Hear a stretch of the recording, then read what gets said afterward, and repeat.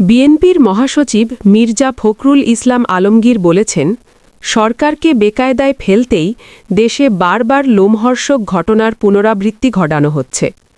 ঢাকা মহানগর উত্তর স্বেচ্ছাসেবক দলের সাবেক সাধারণ সম্পাদক আজিজুর রহমান ওরফে মুসাব্বির হত্যাকাণ্ডের ঘটনায় গভীর উদ্বেগ প্রকাশ করে তিনি বলেন, এটি পরিকল্পিতভাবে দেশকে অস্থিতিশীল করার অপচেষ্টারই অংশ।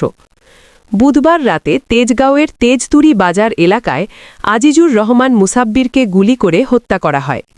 এ ঘটনায় বৃহস্পতিবার শোক বার্তায় বিএনপি মহাসচিব তীব্র নিন্দা ও প্রতিবাদ জানান। তিনি বলেন, ছাত্র জনতার আন্দোলনের মাধ্যমে স্বৈরাচারী শাসনের পতনের পর দুষ্কৃতকারীরা আবার নৈরাজ্য সৃষ্টি করে ফায়দা লুটতে সক্রিয় হয়েছে। এই হত্যাকাণ্ড সেই অপচেষ্টার নির্মম বহিঃপ্রকাশ।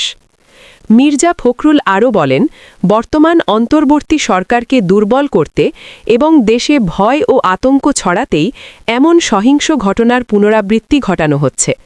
এর ফলে দেশের আইন শৃঙ্খলা পরিস্থিতি চরম ঝুঁকির মুখে পড়ছে এবং সাধারণ মানুষের মধ্যে নিরাপত্তাহীনতা বাড়ছে।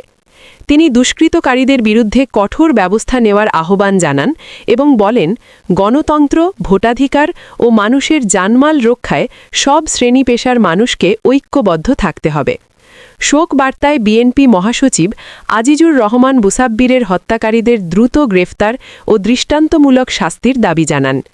একই সঙ্গে তিনি নিহতের রুহের মাগফেরাত কামনা করেন এবং শোক সন্তপ্ত পরিবার পরিজনের প্রতি গভীর সমবেদনা প্রকাশ করেন।